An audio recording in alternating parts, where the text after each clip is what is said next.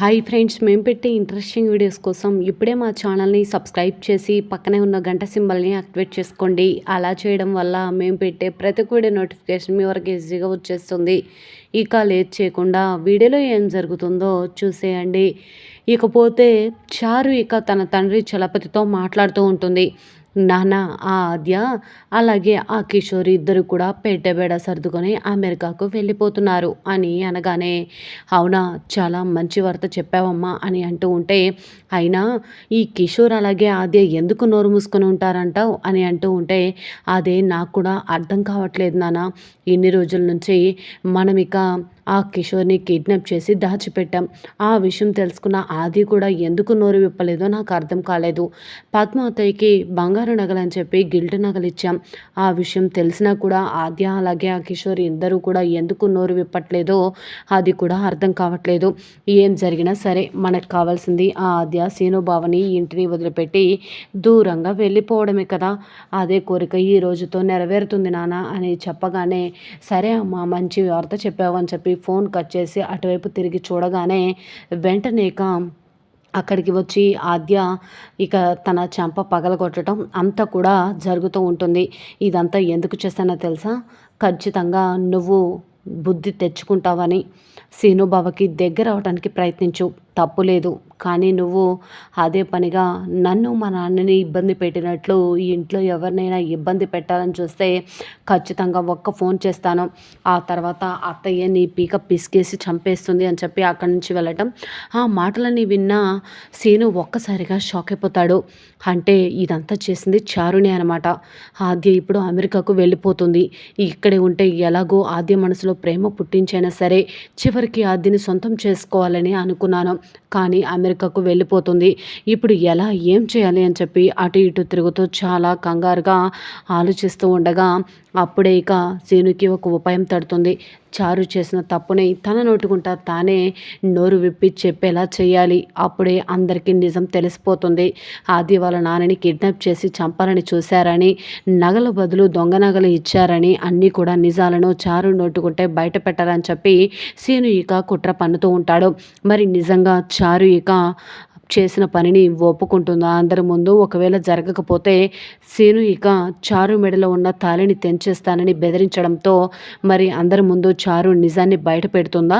మరి నిజంగా అదే జరిగితే చారుని మెడపట్టి బయటకు గెట్టేస్తే తర్వాత ఆద్య మెడలోనే సీనుతో తాళి కట్టించబోతున్నారా? అసలు ఏం జరుగుతుంది తెలుసుకోవాలి అంటే ఈ వీడియో చివరి వరకు చూడండి ఫ్రెండ్స్. నచ్చితే ఒక లైక్ చేయటం మర్చిపోకండి. లేట్ చేయకుండా వీడియోలో ఏం జరుగుతుందో చూసేయండి. పద్మ పార్వతి వచ్చి లడ్డూలు తింటున్న చారు దగ్గరికి వచ్చి, ఏంటిదే, ఏంటి ఇలా తింటుంది అని అంటూ ఉంటే, అదే నాకు కూడా అర్థం కావట్లేదు వదిన, వెళ్దాం పద, ఇది కుంభకర్ణుల్లా తింటుంది అని చెప్పి ఈ విధంగా ఇద్దరు కూడా వచ్చి అలానే చూస్తూ ఉంటారు.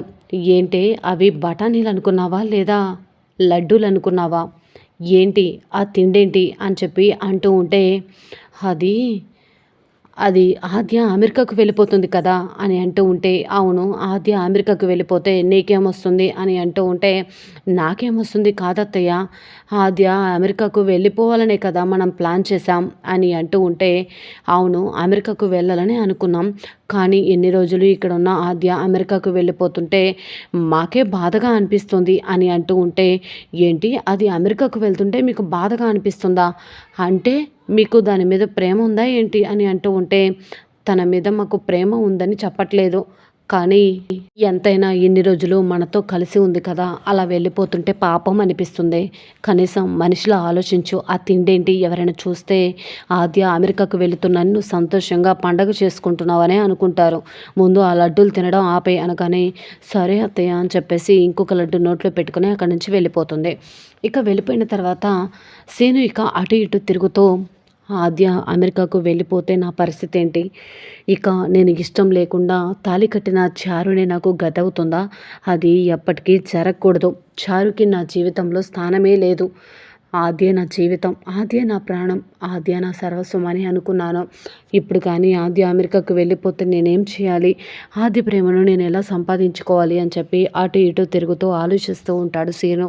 రామలక్ష్మి అటువైపు తిరుగుతూ ఉండగా సీను ఆద్య గురించి ఆలోచిస్తూ ఉండడం చూసి, ఏంటి బావా ఆది గురించి ఆలోచిస్తున్నావు కదా అనగానే, అదేం లేదు అని అంటూ ఉంటే, నువ్వు అబద్ధం చెప్పినా నీ కళ్ళు మమ్మల్ని మోసం చేయవు కదా, అబద్ధం చెప్తున్నావు కదా బావా అని చెప్పి అంటూ ఉంటే, రామలక్ష్మి ఆద్య అమెరికాకు వెళ్ళిపోతానని అంటుంది కదా, నాకు చాలా బాధగా ఉంది అని అంటూ ఉంటే, బాధపడకు బావా, ఆద్య అమెరికాకు వెళ్ళిపోయినా మనం ఎక్కడున్నా సంతోషంగా ఉండాలనే ఆద్య కోరుకుంటుంది అనగానే, ఆద్య మనం సంతోషంగా ఉండాలని కోరుకుంటుంది నిజమే, కానీ ఆద్య వెళ్ళిపోతే నేను ఎలా బ్రతకగలను, ఆద్య లేకుండా ఎలా ఉండగలను అని అంటూ ఉంటే, అదేంటి సీను బావ అలా మాట్లాడుతున్నావు, ఇంకా ఆద్య గురించి ఆలోచిస్తున్నావా, ఆద్య ఇవ్వాలి కాకపోతే రేపైనా అమెరికాకు వెళ్ళిపోతుంది కదా, నువ్వు పెళ్లి చేసుకున్న చారునే నీకు భార్య, ఇక చారుతోనే నువ్వు జీవితాంతం సంతోషంగా ఉండాలి, ఆద్య అప్పుడే సంతోషంగా ఉండగలుగుతుంది అనగానే, లేదు రామలక్ష్మి, అసలు తను నన్ను మోసం చేసి పెళ్లి చేసుకుంది, అప్పుడు తను నాకు భార్య ఎలా అవుతుంది,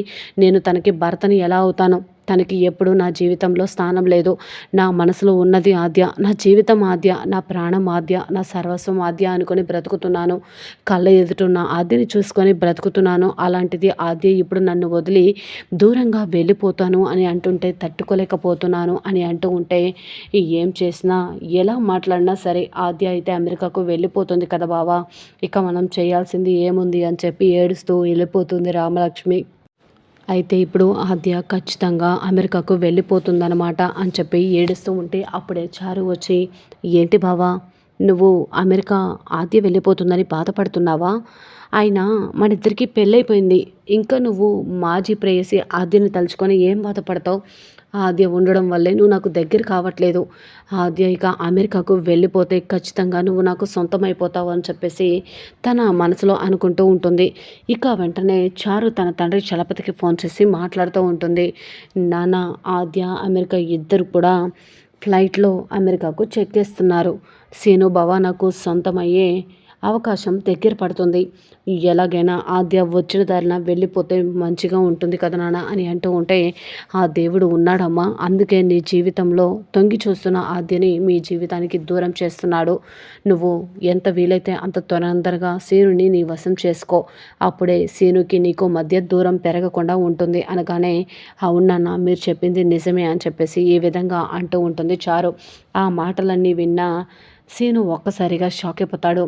అంటే ఇదంతా ఈ చారు పనేనా, ఖచ్చితంగా చారుని ఇదంతా చేసి ఉంటుంది, లేకపోతే ఆద్య ఆ రోజు చారు మంటల్లో తోసిందన్న విషయం తెలిసినా కూడా మామయ్యతో చెప్పకుండా ఎందుకు అలా చేసింది అని చెప్పి అన్నీ ఆలోచిస్తూ ఉంటాడు. నిజాలేంటో చారు నోటుకుండానే బయట పెట్టాలి అని చెప్పి కంకణం కట్టుకుంటాడు సీను. మరి నిజంగా సీను ఇక ఆద్య మంటల్లో తోసింది, కిషోర్ని కిడ్నాప్ చేసింది అన్నీ తానేనని తన నోటుకుంటా తానే చెప్పేలా చేయడానికి ఏం చేయబోతున్నాడు, నిజంగా చారు మెడలో ఉన్న తాళిని పట్టుకొని చారుని బ్లాక్మెయిల్ చేయడంతో చారు నిజం బయట పెడుతుందా, ఏం జరుగుతుంది అనేది చూడాల్సిందే.